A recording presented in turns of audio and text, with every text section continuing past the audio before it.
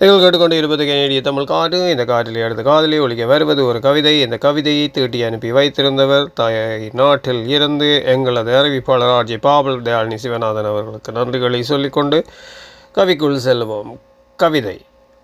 முகில் கிழித்த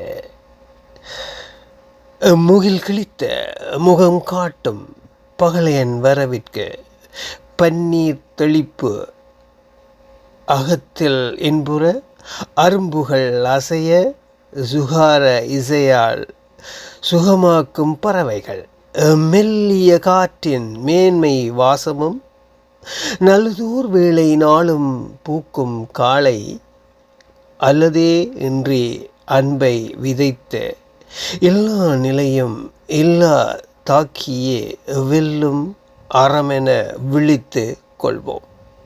நன்றி அன்பு கவிஞர். மீண்டும் அடுத்த கவிதையில் சந்திப்போம். இது ஆர்ஜி ஆர் மோகன். நீங்கள் கேட்டுக்கொண்டு இருப்பது கனேடிய தமிழ் காற்று.